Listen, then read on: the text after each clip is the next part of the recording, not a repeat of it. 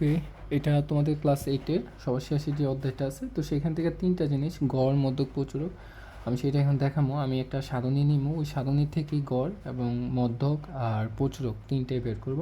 তো ফার্স্ট আমি সারণীটা নিতেছি। সারণীটা হলো বয়স বনাম লেখচিত্রের একটা সারণী। সো উপরে বয়সের ছকগুলো দেওয়া আছে, যে 1 থেকে 10, 11 থেকে 20, তারপর 21 থেকে 30, তারপর আছে তোমার 31 থেকে 40, আমার জায়গা কম, আমি একটু কম করে নিতেছি, 41 থেকে 50, অ্যান্ড তারপর আছে হলো 51 থেকে 60। হ্যাঁ, এটা এবার আসে হচ্ছে তোমার ইয়েতে, এখানে হলো 82, এখানে 27, এখানে 25, এটা 52, এটা 50, আর এটা হলো 32। সো এটা হলো আমার সারণীটা আর কি। তো আমার এটাতে কী বের করতে হবে? গড় বের করতে হবে, মধ্য বের করতে হবে, প্রচুরক। তো আমি ফার্স্টে গড়টা বের করে দেখাই। হ্যাঁ, তোমার সারণী যেভাবেই থাকুক, সিস্টেম কিন্তু সেম, সূত্র সেম। তো তোমার গড় বের করার জন্য তোমার এই সারণীটা আবার করতে হবে। তো এই ক্ষেত্রে কলাম হবে 5টা। তো দেখো, আমি যদি সারণীটা আবার করি, আমি হাতে করে ফেলতেছি, সময় লাগবে, তো তার জন্য হাতে করে ফেলতেছি। সো প্রথমটা হলো তোমার শ্রেণীব্যক্তির জন্য, শ্রেণীব্যক্তি। তারপরেরটা হলো তোমার মধ্যমান, তারপর হলো গণসংখ্যা, তারপর হলো বিচ্যুতি, ধাপ বিচ্যুতি,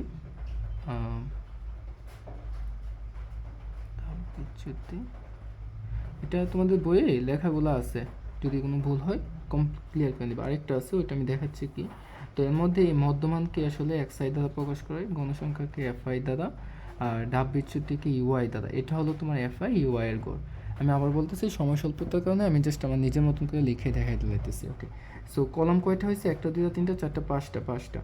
এখন আমাদের সারণী নিতে হবে। তো সারি হবে তোমার 1, 2, 3, 4, 5, 6টা, 2, 3, 4, 5, 6। তো এখানে আছে প্রথমটা হলো 1 থেকে 10, তারপরটা হলো 11 থেকে 20, তারপর 30, তারপর 31 থেকে 40, তারপর 41 থেকে 50, 60। এবার আসো মধ্যমানটা কিভাবে বের করতে হবে? তুমি এই শ্রেণীব্যক্তির নিম্নসীমার সাথে ঊর্ধ্বসীমাতে যোগ করবা, যোগ করে 2 দিয়ে ভাগ করবা। সো আমি দেখাই দেই। সো তো আমার এখানে কত আছে? 1 আর 10। সো দেখো, এই যে 1 যোগ 10 ভাগ 2, সো কত হয়েছে? 5.5, এইটা। তারপর আবার এটা বের করো, 11 যোগ 20 ভাগ 2, কত হয়েছে? 15.5। এরপরেরটা কত হবে? এরপরেরটা হবে 25.5। হ্যাঁ, কারণ এখানে কিন্তু ডিফারেন্স 10 কইরা, তো সেম এই মধ্যমার ডিফারেন্সটাও 10 কইরাই থাকবে। তো এরপরেরটা হবে তোমার 35.5, এরপরেরটা হবে 45.5, এরপরেরটা হবে 55.5। ওকে, এবার আসো গণসংখ্যা। তো এই যে এগুলো, প্রথমটা হলো গিয়ে 82, তারপরটা 27। ওকে, এরপরে আসো ধাপ বিচ্যুতিটা কীভাবে করবা? তোমার এই গণসংখ্যা বরাবর সবচেয়ে বেশি যেখানে আছে, তো সবচেয়ে বেশি গণসংখ্যা হইল গিয়া তোমার এই যে প্রথমটাই 82, এটা বরাবর তুমি এ দিবা, আর এটা বরাবরই ধাপ বিচ্যুতির করে তুমি 0 দিবা। ঠিক আছে, তার উপরের মানগুলো প্লাসে, নিচে মানগুলো মাইনাসে। তবে দুর্ভাগ্য, এখানে আসলে উপরে কোনো মানই নেই। ঠিক আছে, তো আমরা একটা কাজ করি। ধরো আমরা যেহেতু এটা নিজের থেকে প্রশ্ন করতেছি, আমরা এইখানে এটা 52 আছে, তো এটা 52 না দিয়ে 92 দিই। তো এখানে দেখা যাইতেছে আমার গণসংখ্যাটা সবচেয়ে বেশি কোন ঘরে হয়ে গেল? এই ঘরে। এই ঘর বরাবর এখানে এ বসবে। গণসংখ্যা সবচেয়ে বেশি যেটা থাকবে, ওই ঘর বরাবর বা ওই সারি বরাবর যে মধ্যমান আছে সেখানে এ বসবে, আর ওই সারি বরাবরই ধাপ বিচ্যুতে 0 বসবে, ওই সারি বরাবর। তার উপরের মানগুলো হবে মাইনাসে, তো -1, -2, -3, আর নিচের মানগুলো হবে প্লাসে, +1, +2। আরও যদি থাকতো আমরা ওইগুলো লিখতাম। ধরো 3, 4 থাকলে, মানে আরও যদি সারি থাকতো, ওইগুলো কন্টিনিউয়াসলি চলতে থাকতো, উপরেও সেম। আর এবার আসো এটা কি? এটা হলো তোমার এফআই ইউআই, অর্থাৎ এই এফআই আর ইউআই এর গুণফল বসাতে হবে এখানে। তো চলো আমরা গুণ করি, এটার সাথে প্রথমে এটা গুণ করি। তো 82 গুণ -3, সেটা পাইছি আমরা 246, এভাবে আমাদের গুণ করতে হবে। তো ভাইয়া আমি সবগুলো গুণ করে ফেলছি, হ্যাঁ। তো এটা কি অ্যাকচুয়ালি এটার সাথে এটার গুণ করবা, গুণ করে এখানে বসাবা। তো তার নিচে হবে summation of f i u i. Summation of f i u i মানে কি, তুমি এই সবগুলো আবার যোগ করবা, যোগ করে এখানে বসাবা। আরেকটা জিনিস আছে, আর এখানে হবে এন। এন মানে কি এই সবগুলোর যোগফল হবে আবার এন। আচ্ছা এখানে কিন্তু জিরো হয়েছে কেন, ওই 92-এর সাথে যদি তুমি জিরো গুণ করো তাহলে কিন্তু জিরোই থাকতেছে, জিরোই হবে। আচ্ছা যাই হোক, তো আমরা এখানে এগুলো যোগ করবো এবং এগুলো যোগ করবো, যোগ করে নিচে বসাবো। ওকে, সো আমি সবগুলো যোগ করে ফেলছি। এখানে আরেকটা বিষয়, আমি যেটা 92 নিয়েছিলাম, আমি কিন্তু নিজের থেকে প্রশ্নটা চেঞ্জ করছিলাম, কিন্তু তোমাদের পরীক্ষাতে যে প্রশ্ন থাকবে তোমাদের ওইটাই কিন্তু করতে হবে, হ্যাঁ। আমি এইখানে মূলত আমি এটা বোঝানোর জন্য যে আসলে এখানে যদি আমি এটা তো দেখা যেতেছে এখানে সবচেয়ে বেশি গণসংখ্যাটা পড়ে যেতেছে, তো ওইতে তখন তো ওই মাইনাসের মানগুলো আমি লিখতে পারতেছি না, তার জন্য তোমার আমি এখানে একটু বড় করে দিয়ে দিছি কি। যাই হোক, সো আমরা এগুলো যোগ করছি 328, আবার এগুলো যোগ করছি, এখানে আসছে -211। এগুলো কীভাবে যোগ করছি, এখানে যা আছে তুমি সেম তা ওইভাবে বসাবা। যেমন ধরো প্রথমটা আছে -246, তারপরটা আছে -54, তারপরটা আছে -25, আর তারপরটা আছে 50 প্লাসের আর কি, তারপরটা প্লাসের 64, কারণ এগুলো তো প্লাসের, সো এই যে 211। যাই হোক, এবার আসো আমরা লিখি যে গড়। সুতরাং গড়, সো গড়ের সূত্রটা কি, গড়কে অ্যাকচুয়ালি এক্স বার দ্বারা প্রকাশ করা হয়। গড় সমান সমান হলো f plus summation of f i u i divided n into h. এটা হলো গড়ের সূত্র। এখন এর মান কত, এর মান হলো এই যে 35.5। Summation of f I U এর মান কত পাইছি আমরা, -211। এন এর মান কত পাইছি, এন হলো 308। আমার লেখা তেমন ভালো হচ্ছে না, কারণ আমার একটু দ্রুত করতে হইতেছে, সমস্যা নেই, বুঝলেই এনাফ। আর এইচ মান হলো ডিফারেন্সটা, এখানে তাদের যে ডিফারেন্সটা আছে, তো তুমি গণো। যেমন এখানে আছে 1 থেকে 10, এই যে 1 থেকে 1 2 3 4 5 6 7 8 9 10, এই যে কয় গড় হচ্ছে আমি যদি গণি যে 10 গড়, সো এটা হলো এইচ এর মান 10। তো এখানে একটা কাজ করবা, প্রথমে এটাকে এটা দ্বারা ভাগ দিবা, এটাকে এটা দ্বারা, অর্থাৎ যে -211 ভাগ 308 ভাগ দিছো। তো এটার বসানোর দরকার নাই, না বসে তুমি এই মানটার সাথে এই 10টা কী হবে, গুণ হবে না, গুণ করে ফেলবা, গুণ 10, এই যে, ঠিক আছে। সো আমি যেটা পাইছি এটাও আমরা এখানে বসাবো না। এই যে মানটা, ধরো আমরা এই মানটা কী করলাম, এই মানটা কিন্তু যেহেতু এটা মাইনাসের আসছে, এই যে মাইনাসের কিন্তু -6.8, এই মানটা কিন্তু তার মানে এটাতে বিয়োগ হবে, হওয়ার কথা ছিল যোগ, বাট যেহেতু আমার এই ফলাফলটা অ্যাকচুয়ালি মাইনাসের আসছে, তার মানে এটার মানটা তোমার এটার সাথে কী হবে, বিয়োগ হবে না। তো তুমি সরাসরি এই 35.5-এর থেকে তোমার এটা বিয়োগ করে ফেলবা। তো তুমি এটা কীভাবে করবা ক্যালকুলেটারে, তো তুমি এটা এভাবে করবা, তুমি এক্ষেত্রে লিখবা যে 35.5 মাইনাস, আচ্ছা আমি এটা তুলি, হ্যাঁ তুলি, তো বেজালের দরকার নেই, তুলি। কী পাইছিলাম আমরা, -6.85, আরও অনেক আছে, আমি শুধু 85 পর্যন্ত নিছি। ওকে, আমি এখানে করতেছি, সো 35.5। ওকে, এখন আমি এটা বসাইছি এখানে, হ্যাঁ আরও ছিল, তো আমরা জাস্ট 2 গুণ নিছি। এখন আমি যদি ব্র্যাকেটটা সরাই দিই, তো এই প্লাস মাইনাসে কী হয়ে যাবে, -6.85। ওকে, এখন আমরা এটা করি যে 35.5 মাইনাস 6.85, সো কত পাইছি আমরা, 28.65। তো এটাই হলো আমার গড় বা আনসার, ঠিক আছে। সো আমাদের গড় শেষ, এখন আমরা আসলে প্রচুর মধ্যক দেখব। ওকে, সো মধ্যকের জন্য আবার তোমার সারণী তৈরি করতে হবে, সেম সারণীটাই আমরা আবার তৈরি করব। এক্ষেত্রে কলাম হবে 3টা, ঠিক আছে। মধ্যকের জন্য কলাম হবে 3টা। সো প্রথমত আমার শ্রেণীব্যাপ্তি, আমি কিন্তু আগের যেই প্রশ্নটা ওইটা দিয়েই কিন্তু আবার মধ্যক বের করব। তারপর হলো গণসংখ্যা, তারপর হবে যোজিত গণসংখ্যা, যোজিত গণসংখ্যা। ওকে, সো আমার এখানে কয়টা হবে, 1 2 3 4 5 6টা, 6টা সারি হবে, 1 2 3 4 5 6টা, তোমরা সুন্দর করে করো। সো আমার প্রথমটা ছিল 1 থেকে 10, তারপর 11 থেকে 20, তারপর 21 থেকে 30। আমি এগুলো বসাই নিই, হ্যাঁ এই যে ভাই এগুলো বসাই নিচ্ছি।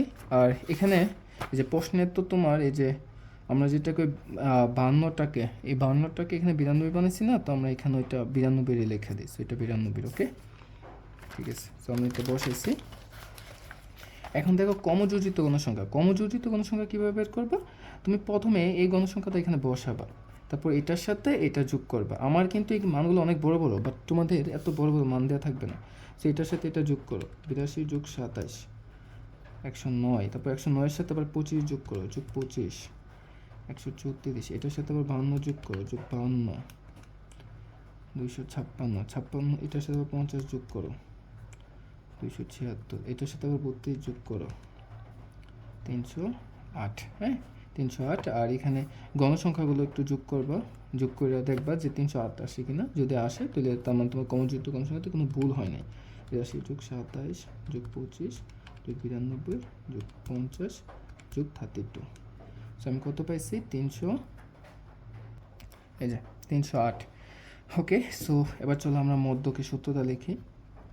তো মধ্যক হলো L plus n/2 minus FC into H/FM। এগুলো তোমাদের বইয়ে আছে। সো এটা তো এখন এখানে আবার আরেকটা জিনিস আমাদের বাকি রয়ে গেছে। আমার এটার উপরেই কাজটা করতে হবে, আমাদের মধ্যক শ্রেণী বের করতে হবে। আচ্ছা ভাইয়া, আসলে এটা এক কাজ করি, এটার নিচে কিন্তু এই লেখাগুলো এদিকে লেখা ফেলি। হ্যাঁ, এদিকে। সো এখানে হবে কিন্তু এখানে নিচে, এখানে যে কাজটা করতে হবে আমাদের n/2 এর মান বের করতে হবে। সো n/2, সো n এর মান কত? 308। 2 দ্বারা ভাগ দাও। সো 2 দ্বারা ভাগ দিলে কত আসে দেখো, ভাগ 2, সো 154। তুমি দেখবা এই 154টা কোন ঘরে আছে? কমযোজিত গণসংখ্যাতে। যেমন এখানে 82 পর্যন্ত আছে, এখানে 109, এখানে 164, 134, মধ্যে কিন্তু 154 নাই। এখানে আছে 226, তার মানে 226-এর ভিতরে কিন্তু কি পড়তেছে? 154 পড়তেছে। তো এটা লিখতে হবে যা, এই যে কোন ঘরে আছে? এই ঘরের ভিতরে কিন্তু, যে যা, এই যে এই কি, যে যা 31 থেকে 40 এই শ্রেণীতে অবস্থান করছে। সুতরাং মধ্যক শ্রেণী 31 থেকে 40, এটাই হলো মধ্যক শ্রেণী। তো আমরা এটা কীভাবে বের করছি? তুমি এন এর মানকে 2 দ্বারা ভাগ দিবা, যা পাবা দেবা কমযোজিত গণসংখ্যার মধ্যে কোন ঘরের ভিতরে এটা পড়তেছে। যেমন এখানে 226-এর ভিতরে 154 আছে, তো এটা বরাবর আমার যে শ্রেণী ব্যক্তিটা সেটাই হলো আমার মধ্যক শ্রেণী। ওকে, আচ্ছা এখানে আমি আবার একটু বললাম এই কোনটা কি। এই এল হলো